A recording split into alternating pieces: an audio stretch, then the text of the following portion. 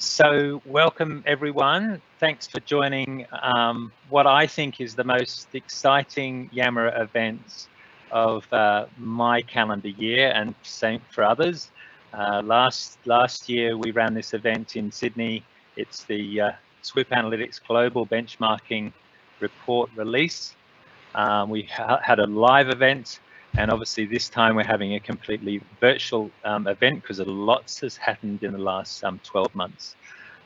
My name's Mark Woodrow. I'm a Microsoft evangelist for Engage Squared, and we're very happy to be hosting this event, and also have our business user groups from Melbourne and Sydney and elsewhere join.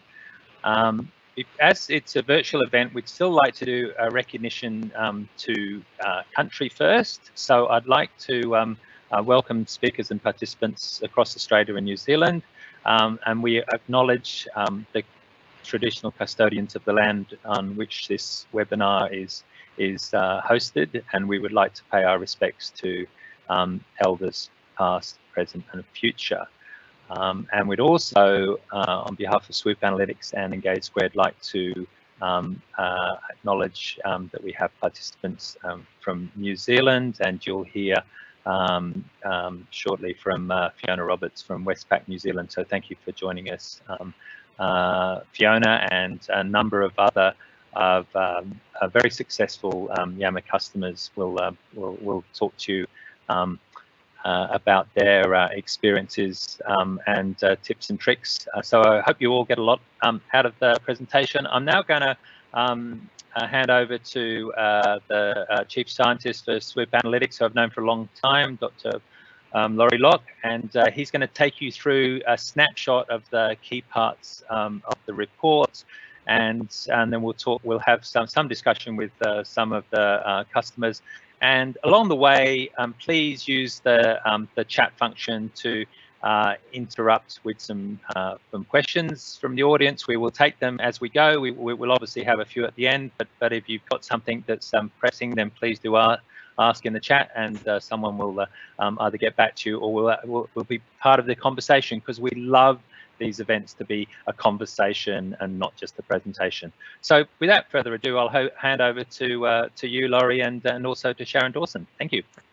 Thanks, Mark. Well, our 6th annual report, it's amazing, 6 already, and that's about the age of Swoop. So yes, we've been doing them ever since we started. Now, I think we started with about 16 organisations when we first, in our first benchmarking. Now we're up to 116.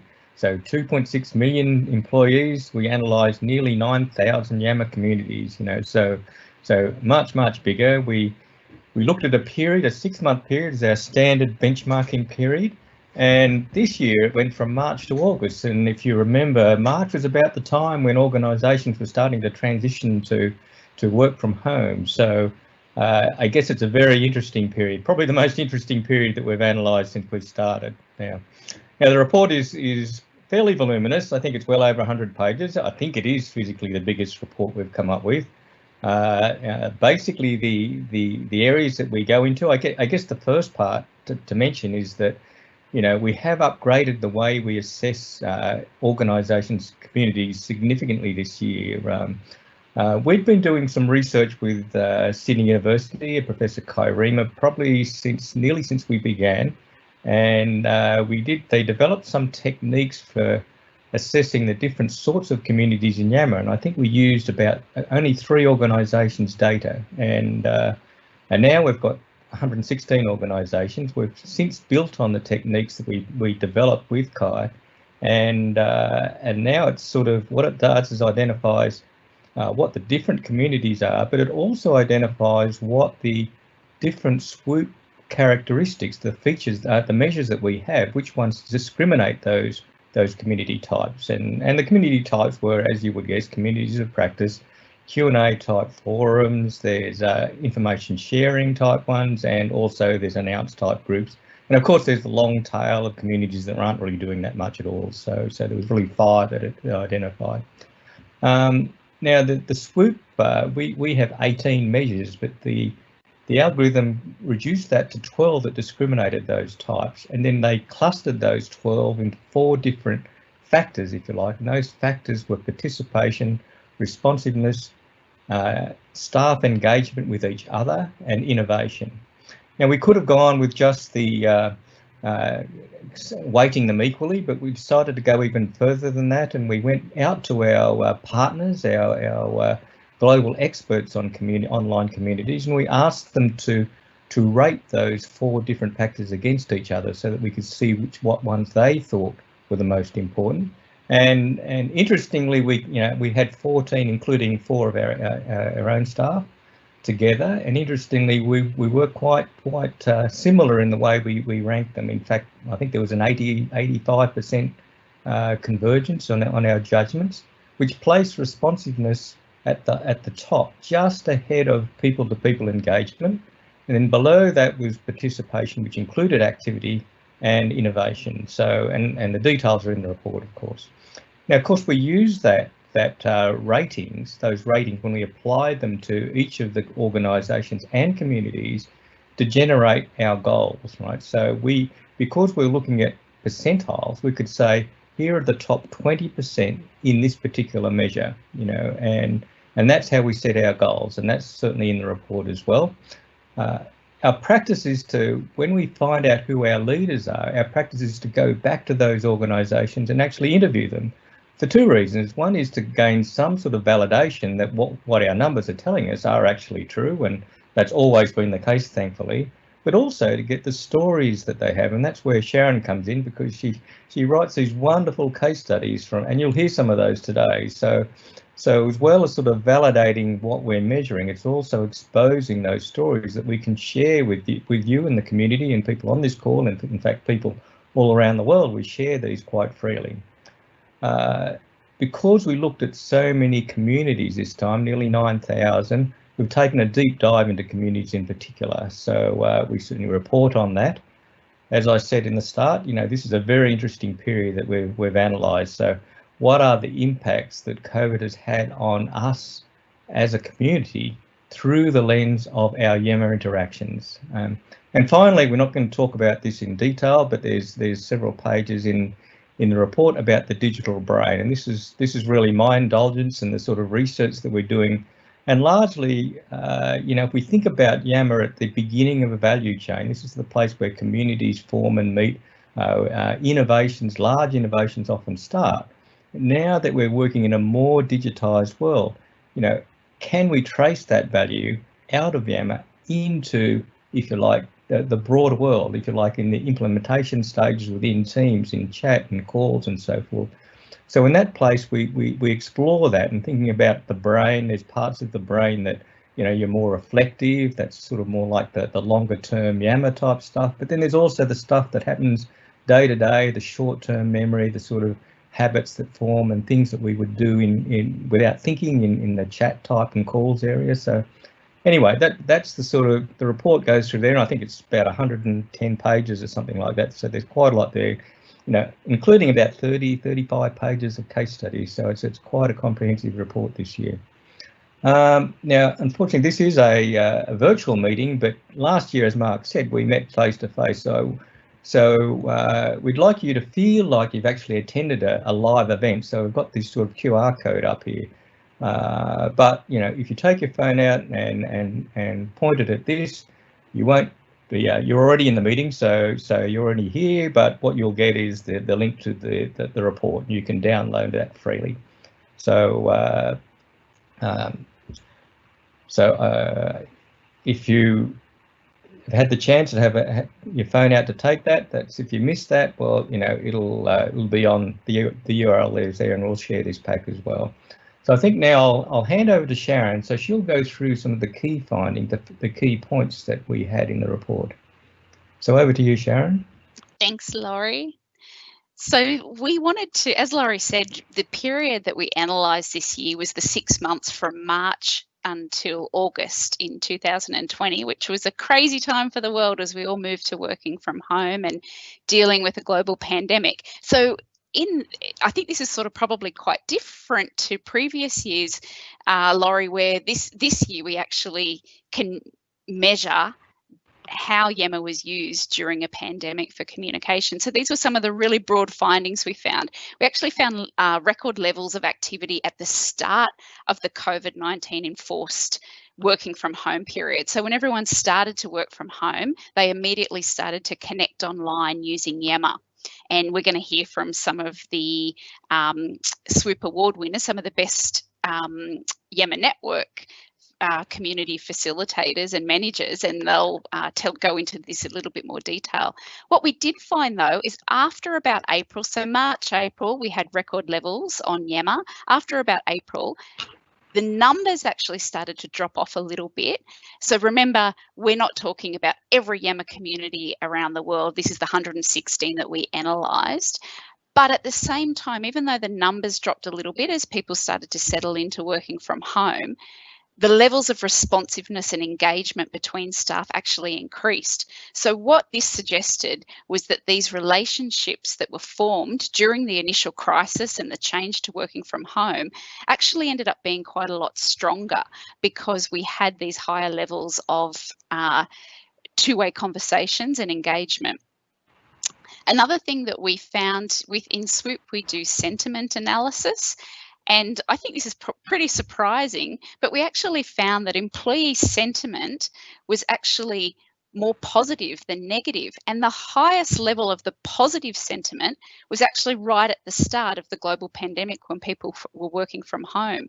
So go figure, I can't tell you exactly why that is the case, but we found that was really interesting.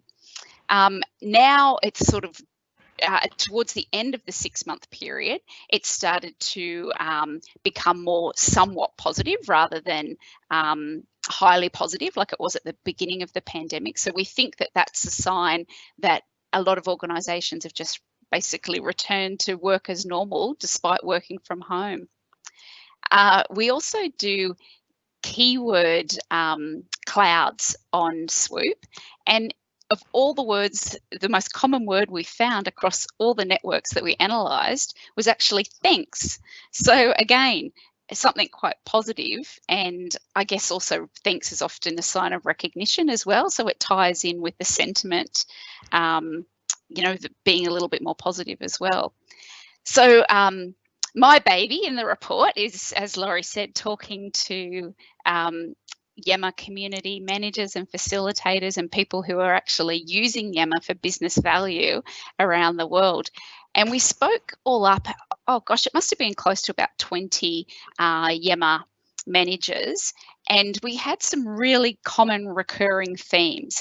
And probably the most common was actually keeping Yammer as a fun place. So the idea was, and we'll hear from the experts in a moment, but a lot of the idea is make it fun to come to Yammer. So whether that's a competition or I don't know, whether it's even just a happy birthday to somebody, it can be as simple as that. But bringing something fun to Yammer where people want to go and see what that is, and then they tend to stay for the work and do some work while they're there.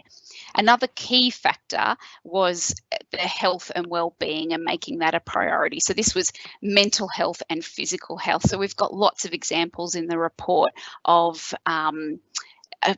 you know, parent groups and how to keep the kids entertained so you can work from home. We had examples of potluck pandemic recipe sharing groups, those sorts of things. So the health and well-being, both mental and physical health, was really high.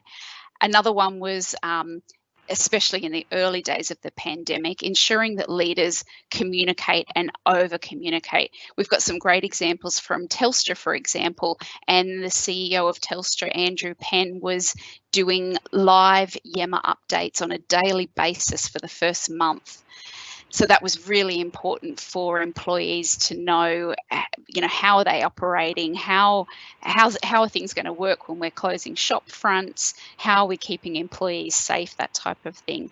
And the final one, I actually haven't got it listed there, was of course trying to measure all of these with analytics to see if there are any gaps where people are not connecting and not communicating, and also what's important that people are talking about, and how do we pick up on campaigns. So we also found that working from home has resulted in a flattening of the hierarchy. So we'll hear from the experts, but these examples, like having the CEO of Telstra on your screen in your living room as you're working from home and he's working out of his living room, it's really breaking down the hierarchy and allowing people to see their leaders in their own homes and dealing with the same situations they are dealing with. Laurie, we'll move on to the next slide, if that's okay. Okay, well, this is actually the drum roll slide. So these are the actual winners. These are the ones that we ranked with our new algorithm as the best performing organisations. And as is our habit, we divide those into 3 categories, the large, medium and small. And as you'll see, now that we're Australia-New Zealand audience, Australia and New Zealand really bat above their, they bat above their weight in terms of here. So you can see some familiar names: Telstra, ANZ, RACQ, Medibank and Westpac in New Zealand. And actually next to you see, some of you might not know that, but that is actually an Australian company as well. So the Aussie and New Zealand companies done very well this year. And some of the names that you may not recognise is Humana is a large health insurance company in the US, something like 40,000 active participants in Yammer. We've also got Real Foundations, who are real estate consulting. They're regular leaders. Both Humana and Real Foundations are very active in both Yammer and Teams. And the Union of Reform Judaism, they're actually, it's a mouthful, they're actually also regular leaders on our dashboard as our award systems as well.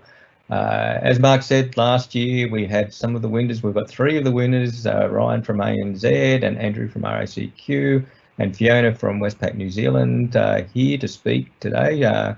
If this was a live event, we would be presenting them with their certificates. We'll probably just send you out a QR code and you'll be able to get it virtually. Well, I'm just joking there. We are actually going to send you something in the mail. So, but this is actually your formal acknowledgement of your achievement. I want to sort of talk very briefly about the communities, because this is the most comprehensive analysis of communities that we've ever done. Nearly 9,000 communities, online communities. Using our new upgraded sort of algorithm, we looked at the top 1%, so that's 89 organisations, and these are the organisations that had multiple communities in that top 89 communities, right? To the left, I might point out that given that the algorithm is guided by our experts, nearly 50% of them are what we classify as communities of practice. Close behind that is the QA, question and answer type community. And then we have a small amount of what we'd call the normal information sharing. You'll notice there's no announcement groups there, and of course there wouldn't be any of the low responsiveness communities there as well.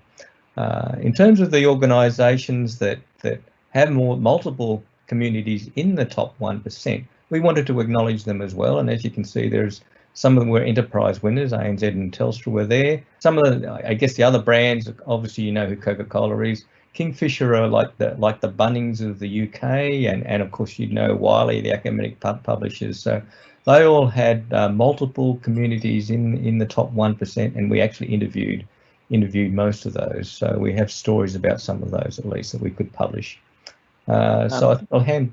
Laurie, just a quick question, which is being put in the chat. Thank you, Angus Florence. And he wants to know why you think Australia does so well. Obviously, you're Australian-based, but why we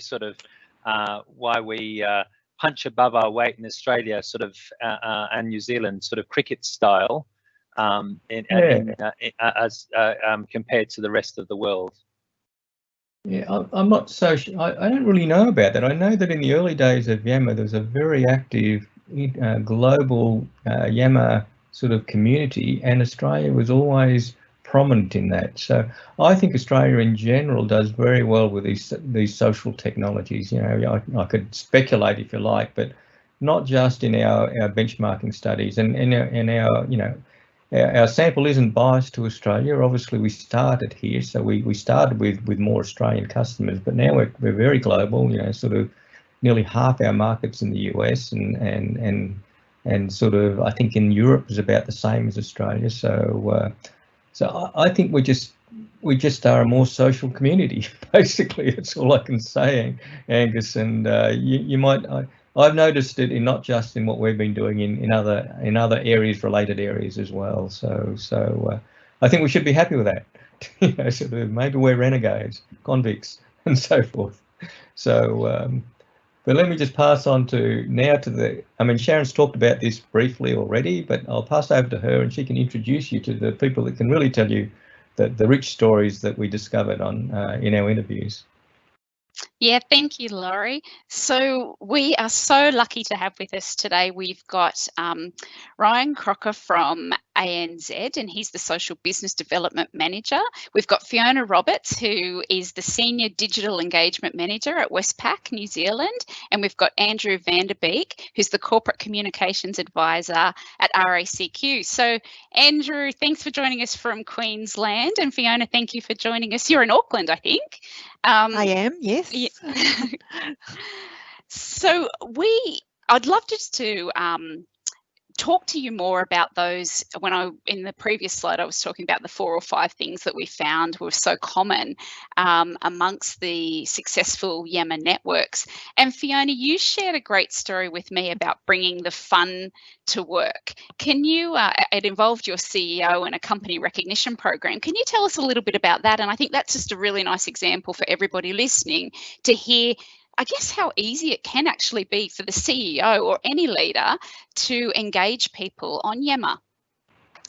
Yeah, well, our CEO loves to have a little bit of fun. He loves to poke fun at staff, and he likes to pop into Yammer periodically. He's not a massive big Yammer user. But one of the things that he does use to engage his people is our recognition program. So we have an annual recognition program, but we also reward monthly and half-yearly winners of that recognition program. So he likes to keep the conversation going in that way by recognising or calling out people throughout the year. But he really likes to create some excitement at the end of the year and get people really interested in where are we taking our people for the annual recognition program. So every year, obviously, we go somewhere different. And this year we happened to, because we can't travel anywhere, we were in Queenstown, but he decided it would be a great idea to ramp up the excitement and to, when he was in Queenstown, to make a little video of himself in this secret location. He posted on Yammer and invited people to guess where he was. And I hadn't actually realised he was going to do it. And the next thing I know, there's multiple notifications through my email, just bam, bam, bam. And I thought something's going on. Sure enough, he just about broken the network. We had hundreds of people all jumping in to guess where the secret location was, and he'd actually offered a prize as well off his own bat. So that was really exciting to see him doing something so interesting. And had he actually just used his phone to take that video and posted it on Yammer? And so it was really authentic. Completely authentic, off the cuff. We kind of thought he was going to do it. We weren't quite sure, but no, he made his own little selfie video and, did a really good job of it, actually. Yeah. Actually, Laurie, I think if you stop sharing your slides, we might be able to see Fiona a little bit bigger. Will that work? We could try that anyway. I don't know that anyone wants to see me bigger than I really am. Sorry about that. Oh, there we go. That looks better. We can actually see you. Yes, hello. Well, thank you for sharing that example, Fiona. I'll ask you some more questions in a moment, but one of the other key factors we found was this idea of bringing health and well-being to the Yammer network. And I guess at times, the example you just shared, Fiona, in a way is a leader doing that as well, because he's bringing a bit of competition, a bit of spice, a bit of fun to the community as well, which all boosts morale. But Andrew, you had a great example of a campaign that was run through RACQ about mental and physical wellbeing on Yammer. Can you share that with us? Of course. So like many organisations, in March, almost our entire workforce relocated to home. There are some core functions that involve how we service members that didn't, but the lion's share of our workforce worked from home for, well, I've really only started returning in the last few weeks, to be honest.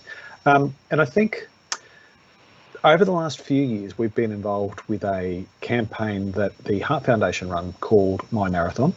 The premise behind that is that people who perhaps aren't necessarily all that physically active will walk, run, jog 42 kilometres during the course of October and raise funds in support of heart research. Heart disease research, I should say. So we ran a campaign where we really encouraged people who were more, perhaps less active than they ordinarily would have been, because rather than commuting each day, they were physically walking from their breakfast table to their desk and then sitting there for the day and doing their work and then finishing their day and perhaps not having the opportunity to exercise. So by running this My Marathon campaign, we encourage people to take some time out, to get out, have a break during the course of the day, discover their neighbourhood, perhaps they hadn't done a lot of that before, do some exercise. And what we learned from that is that not only did we raise 3 times the figure that we had hoped to achieve in terms of fundraising, but people were getting out, they were sharing their experiences in the neighbourhood, sharing how much better it made them feel when they went for a lunchtime walk and came back and had some more meetings in the afternoon. And it was just fabulously successful. It was, I think I used the expression, a healthy workforce is a productive workforce, and we've certainly seen some evidence of that. And you guys were very lucky in Queensland that you had very low COVID cases, the borders were closed. And I know you shared some examples where there were actually teams, even though everyone was working from home, teams were still getting together at like 6 in the morning to go for their walk so that they had that social side of it too. And this was all instigated on Yammer and a Yammer campaign, is that right? Yeah, that's right. All obviously being appropriate in terms of social distancing, but yes, some of the restrictions for people within Queensland certainly weren't as stringent as in other parts of Australia and other parts of the world. So yeah, we did have people coordinating walking groups where they would walk around one of our largest shopping centres and cover 5 or 6 kilometres in the morning before they started their day. And it was a great way, I think, for them to actually physically still connect with people who they worked with, who they would otherwise only have seen on screens for that period of time. Mm.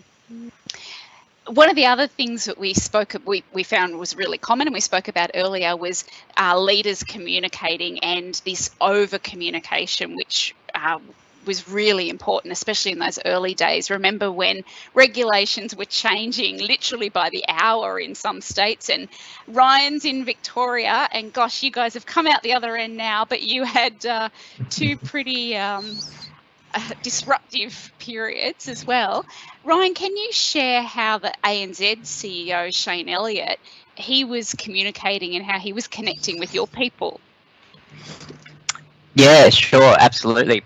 So similar to Fiona's story about their CEO being quite active on the platform, we're really lucky at ANZ to also have a really engaged and sometimes creative CEO as well, which is always a really good driver of engagement on our Yammer platform. So obviously, like every other organisation, we had a huge shift of our population. I think it was prior to COVID happening, we had 2/3 of our organisation were working from, what were they doing? So sorry, they're working from home, working in the office 5 days a week. And then that totally shifted on its head, went to 90% of our workforce working from home 5 days a week. So that's quite an incredible shift.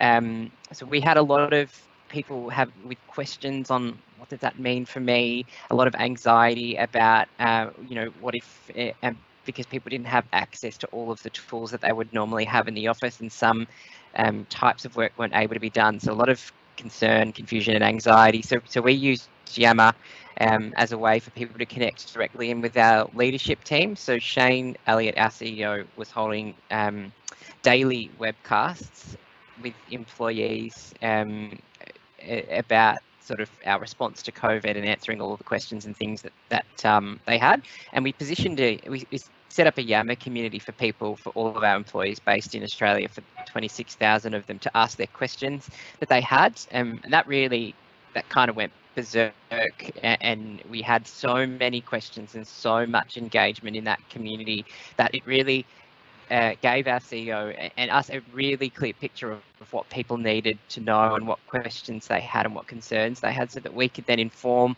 what we talked about in those webcasts.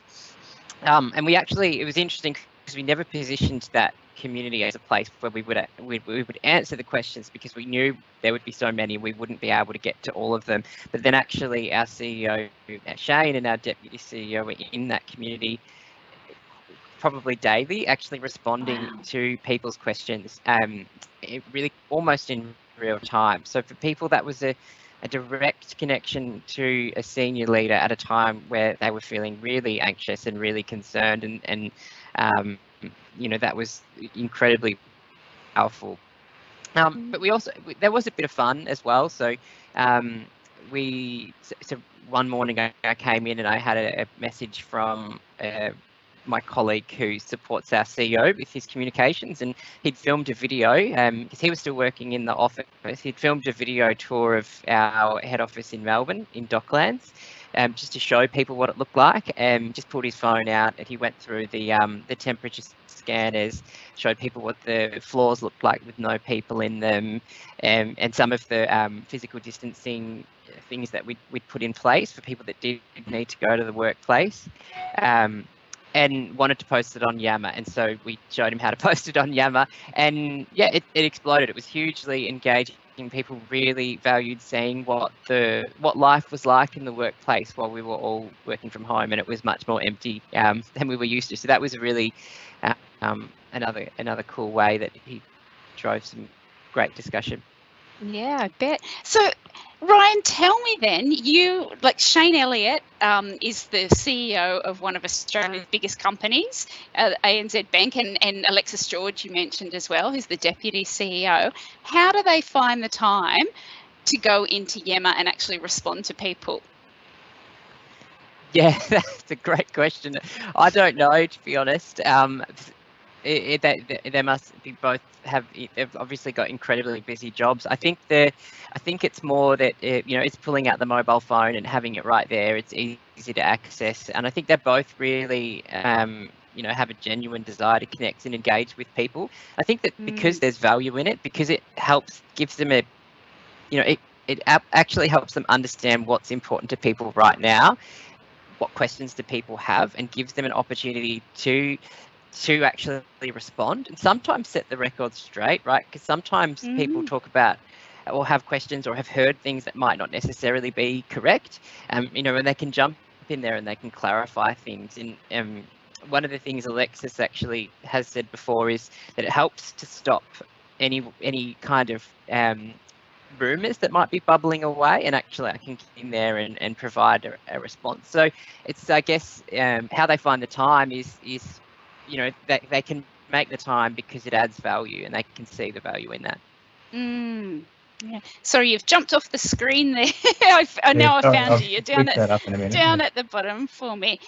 And so, Ryan, I love what you were saying about how Shane Elliott and then Alexis George really see the value in communicating and engaging with their employees. Do you also share reports, using Swoop measurements and things with them?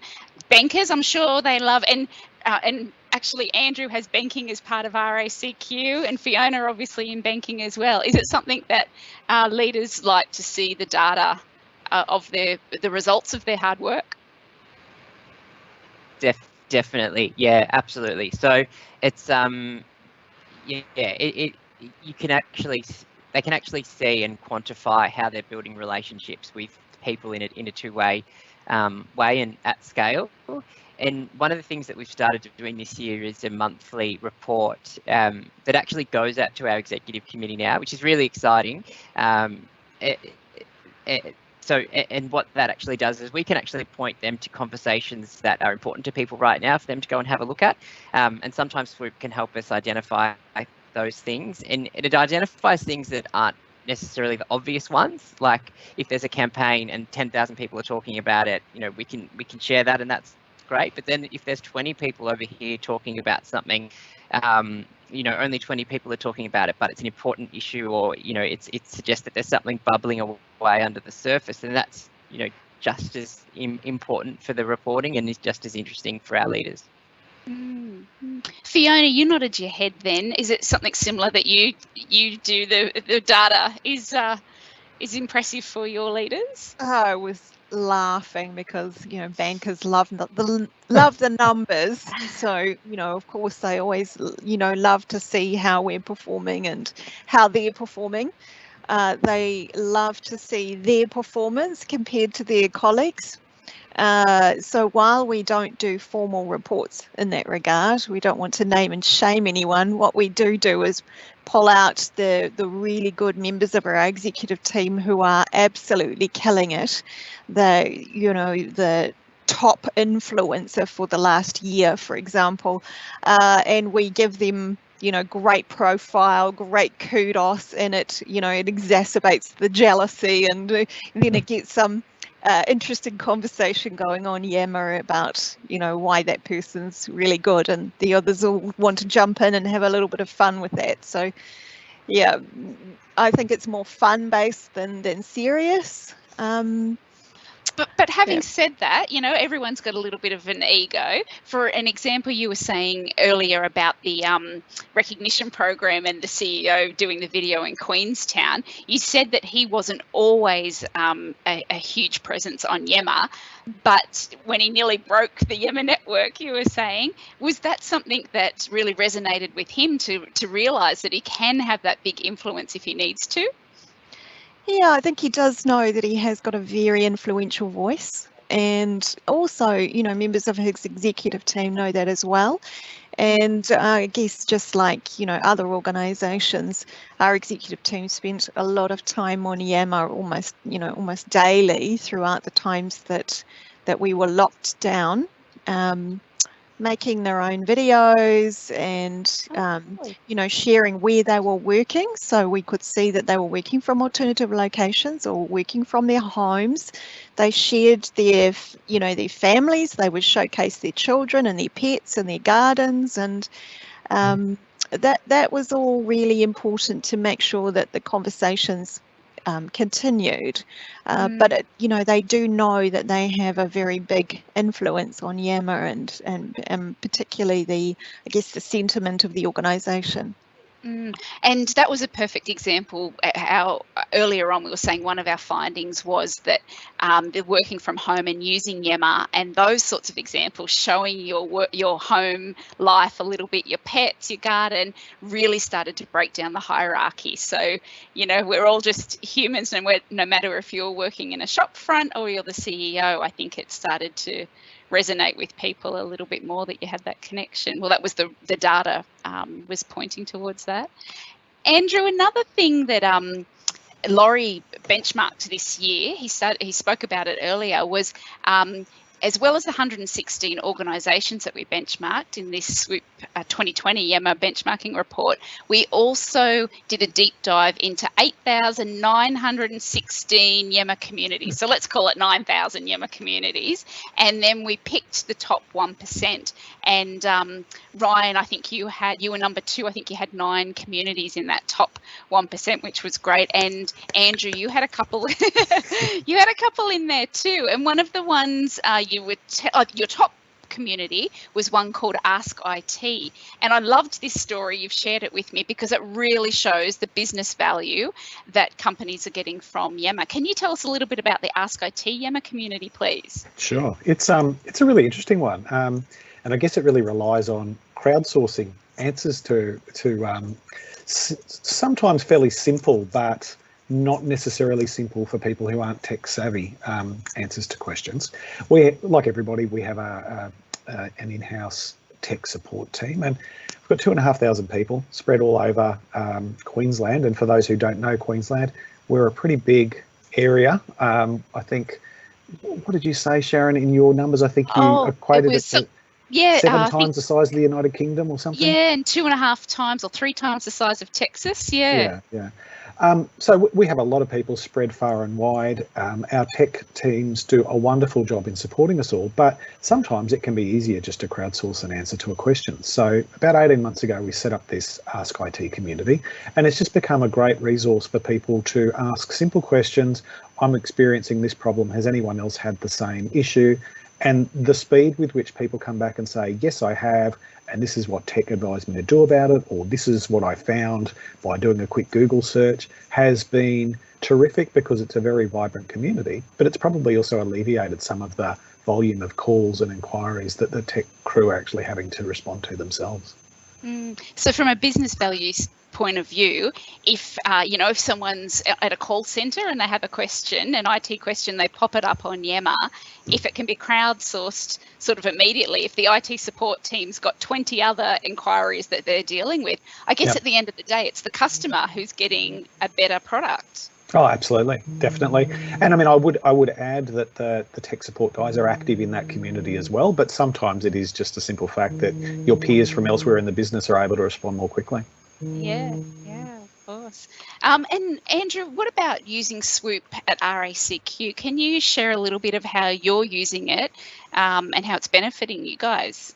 Sure. Well, I'm one of a 4-person internal communications team, and we work very closely with our leaders, but we also work really closely with parts of the business that are using Yammer particularly well, and look to case study them, I suppose, to give examples to other parts of the business where Yammer's perhaps not quite so deeply immersed in how they operate, to just highlight the benefits that can be gained by communicating with other parts of the business that you might not otherwise be immediately exposed to.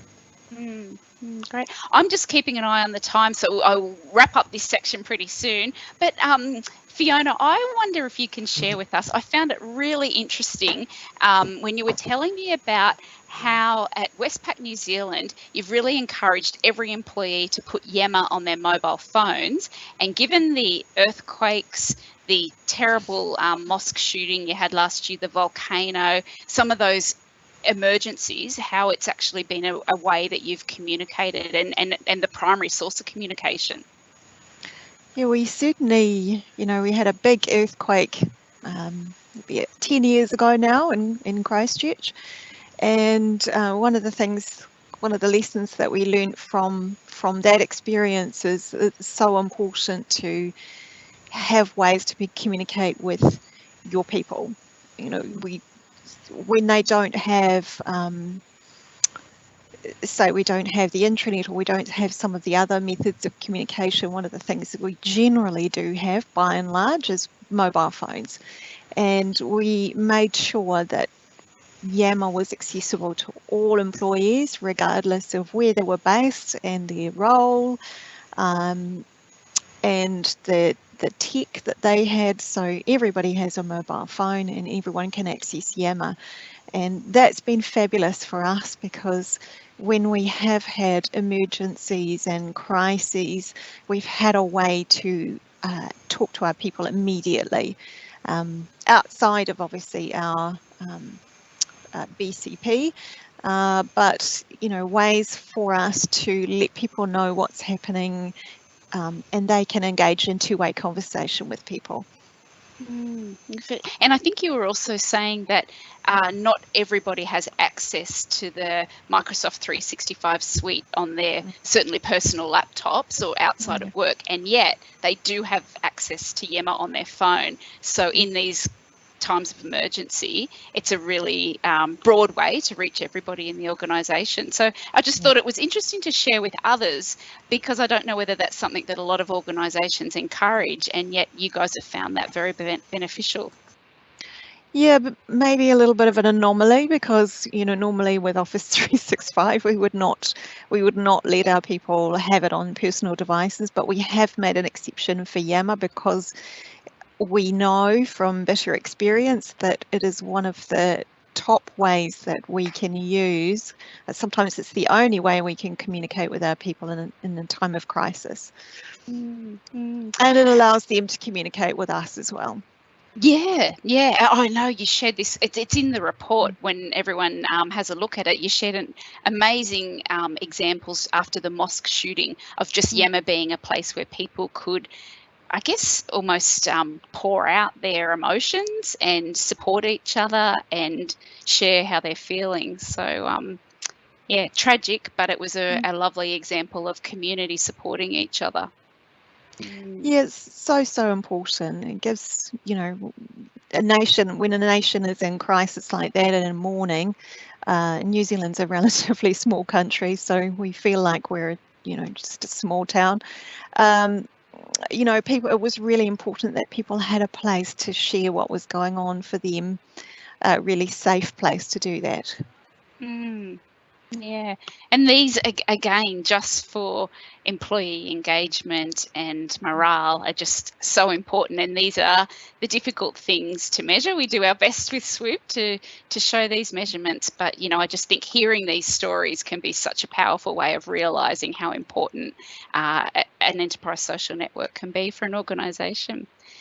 Well, Ryan, Andrew and Fiona, thank you so very much for joining us today. I'm going to hand back over to Laurie, and he's just going to briefly go through some of the measurements, the recommendations of how you can become a really strong Yammer network as well.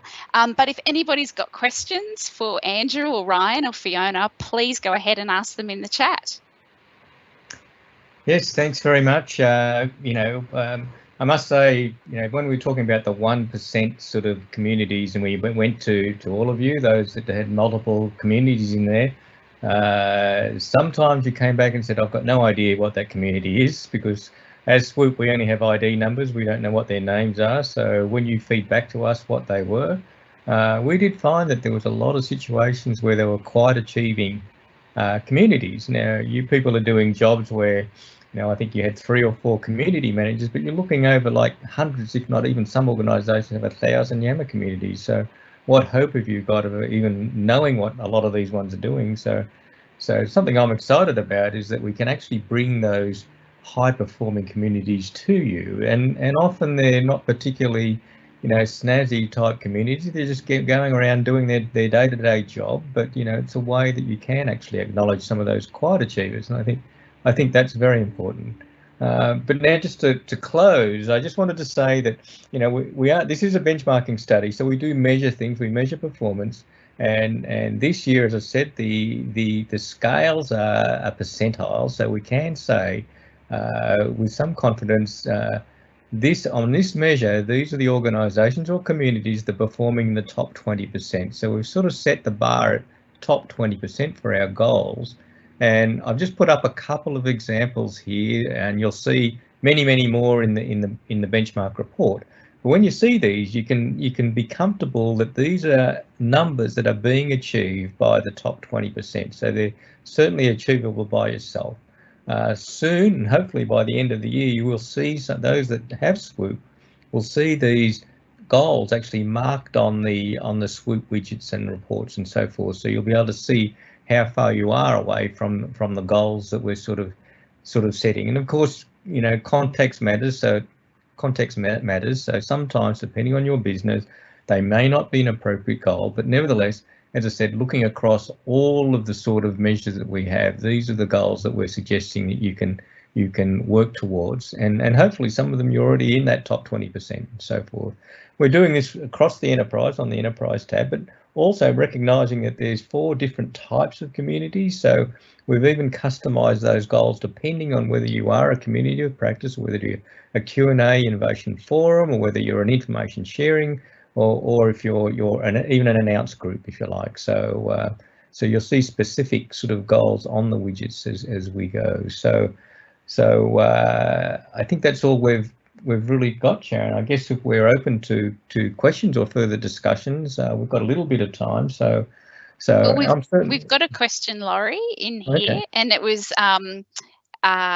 wondering from Andrew and Fiona if did they notice that your top performing communities were generally smaller or larger in terms of membership? Oh, good question. I was waiting for ladies first. Would you like to go first?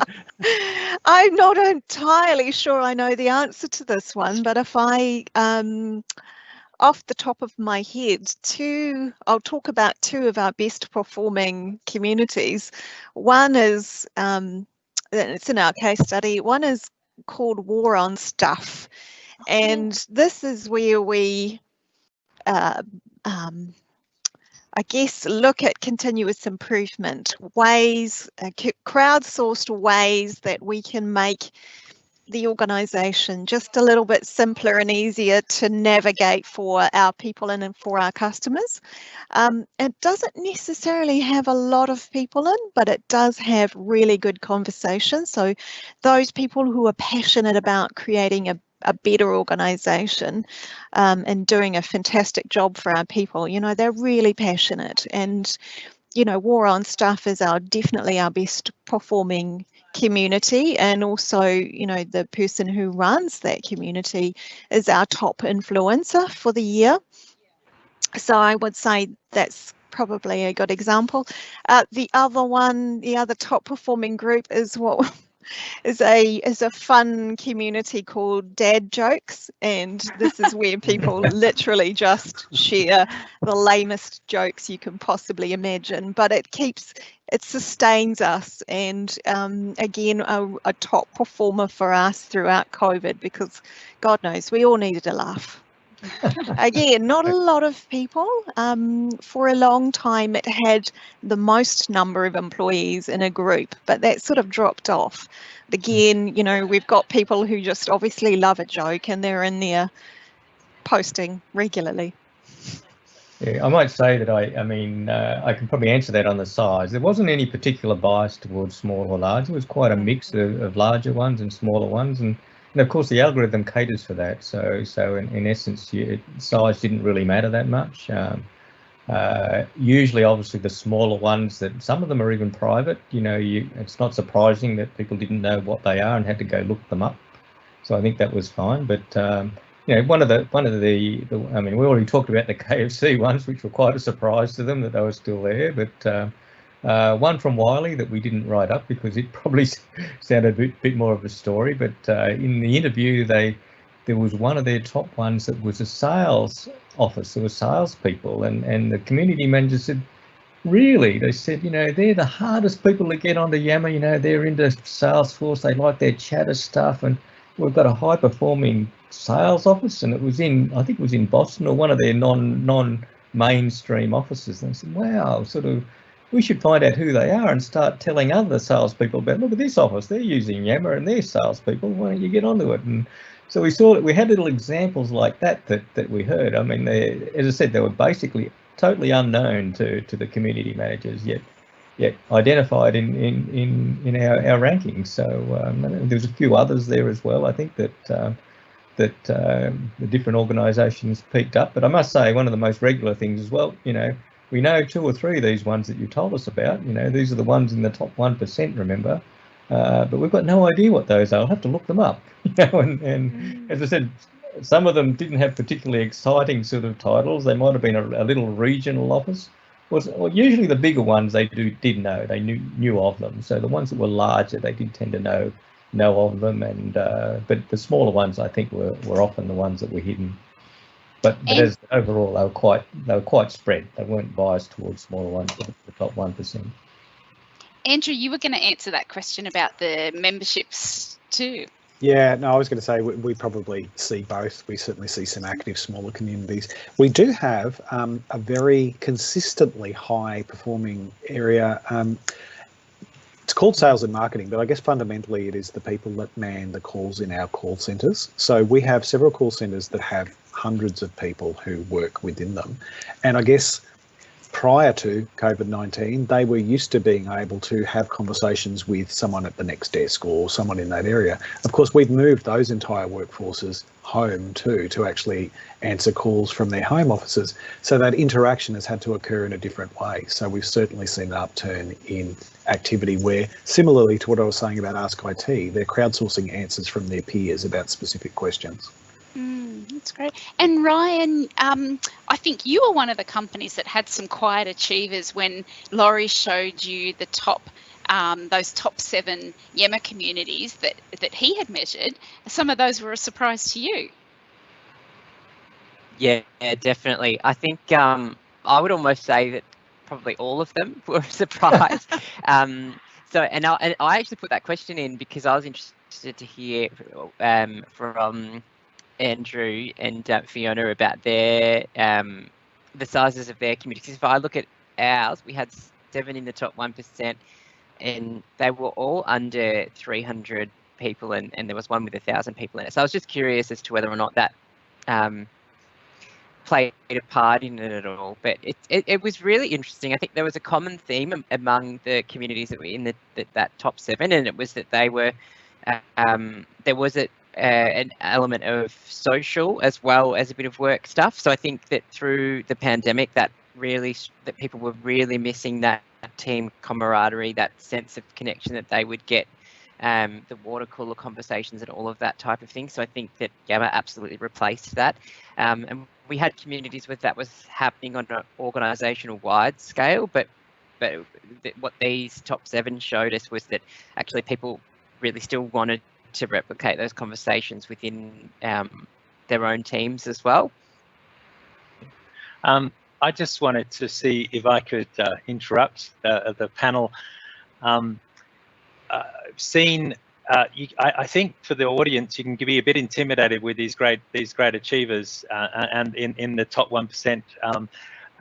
But just to say, it is. I know that you've spoken to St John Ambulance, Laurie, in the last month, and I know I see RMIT. So St John Ambulance in WA launched this year. They use some of your benchmarks as along the way from the beginning, in terms of your sort of being your top global benchmarks, and sort of we're achieving in that top 20%. For 4 of the 5 indicators very early on, and I know that they got some. They've managed to get even in this year into this top sort of 1%. They got 1 in the top 2%. Actually, there's nothing shameful in being in the top 2%. No, which is what I've just said. So just saying, if people are actually starting out with Yammer at the moment, don't feel that these things are unattainable. I think what you'll see the advice is to do things in a nurturing way and in the gardener way, and so that your garden can flourish. You don't know what vegetable is going to boom, but if you create an environment, you might get some surprises of what communities actually flourish. So, and using some of the benchmarks, I think, really helps. So I wanted to see if I could ask if you've got any tips, the 3 panelists, if you've got any tips for, if you were starting a new Yammer network, or someone comes to you and sort of says, well, how do we do this well from the beginning? Where would you start in terms of a Yammer relaunch or a new Yammer community?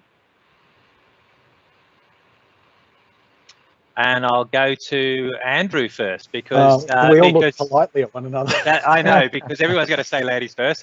So biggest beard wins. All right. Yeah, and I must thank whoever it was that chose the pasty, clean-shaven version of me for that title slide. I have to say, my wife would much prefer that I still looked like that too. So this is COVID to blame for this.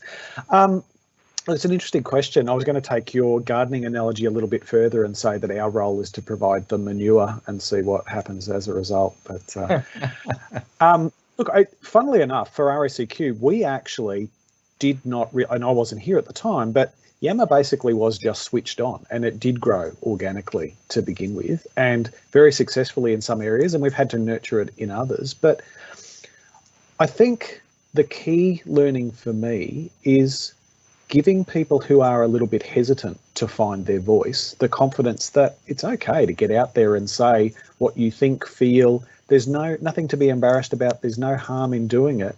Just ask a question and see what comes from that is probably the single piece of advice I'd give a new Yammer user, and probably it's just as effective advice for setting up a new community. Just give people confidence to have a voice themselves. Fiona, do you? helps if I unmute myself. I would actually probably echo those comments. I mean, when we switched ours on, we didn't have a plan. We fumbled around thinking, okay, we've got 5,000 people. How do we get them involved in this? And I think it's been trial and error. How do we, we had the only idea we really had was how are we going to create a community? What can we use as levers to start the conversation? Because we're really just fire starters. We try not to run the conversation too much. We allow people to do what they need to do. But we did have to try a few things in the first year to see what worked and what didn't. And where we kind of hit on is our people wanted some entertainment as well as information. And one of the first successful campaigns that we had that just sort of took off was a summer photography campaign, and it allowed people to share what they'd been doing over the summer period. And for some reason that really resonated, and then that's how we got the numbers up. And then people started to see, oh, this is okay, it's all right to share things and it's a good thing. And then we were away laughing. So I think my advice would be not to have too much of a plan, because you never know what your network wants, really. So try some things, give people a voice and allow them to do what they need to do with it. Yeah, this is exactly what Ron from Wiley told us. He said, people come for fun and stay for work. So that seems to be working. And Brian, we are on time, so you've got a final tip for the community? Sure. Yeah. Again, and I very much echo those comments as well. The one thing that I would throw in as well is there's one thing that all really successful communities have on the ANZ Yammer network. It's they have a really clear purpose, and then they stay true to that purpose, and it's okay if that changes and evolves as they go. So whether that's sharing cats and dog photos to make new friends with people I haven't met before, or whether that's to upskill people and provide a learning environment for people to master home lending credit policy, for example, it's where there's a clear purpose, and then the community fulfills that purpose, because it signals to people whether or not they want to participate, whether or not it's going to be valuable for them, and then it also gives them a really clear direction on how can I contribute to this conversation, what's it for, and what's in it for me. So that having that purpose is, I think, really important. Fantastic, and I think purpose is a very good place to finish. I do encourage everyone to read the report. It is very very interesting, and we will circulate some of the video and the deck and the report link to people that have attended today. Really like to thank Swoop for all their hard work getting the report done. Really like to applaud the winners. I wish we were doing things in person, but we clap to you, Ryan at ANZ, for the big organisations, and for Andrew and Fiona in the medium-sized organisations we looked at. Great work. And as we do a Q&A style from the ABC here in Australia, I'll give a final. Do you have a final closing comment? Laurie and Sharon, you'd like to close out with? Well, no, just there's the QR code. Go for it, and obviously on our blog or what have you, we're interested in feedback. We're interested in your thoughts as well. We'd like to have conversations on our external Yammer site. So by all means, sort of get in there, sort of put in your opinions, things you'd like to see, things you'd like to be analysed, anything like that. We're very open to feedback from our customers. So enjoy. And if anyone wants to join in next year's Yammer benchmarking, or we are actually hopefully by April, we'll release the Microsoft Teams benchmarking as well. If you want to get involved in that, just reach out to us and we'll set you up with a free trial. Your data remains anonymous unless we get authority from you. In this case, with the winners, we have got that to announce that you're included, but otherwise it's anonymous. And I just wanted to thank you, Mark, and the Engage Square team for hosting us. And congratulations, Fiona and Andrew and Ryan, and to all your teams. And thank you very much for sharing your insights and your experiences with us. Personally, I think it's the best way to learn, from hearing what's worked for others. Your certificate is in the mail, isn't it, Kai? Is that right? That is correct. Yeah. Well, Okay. thank you, everyone. Thank you, everyone. Keep in touch. Yammer on, and we will look forward to seeing you at hopefully a glamour in-person and virtual event in 2021. Bye for now. Bye.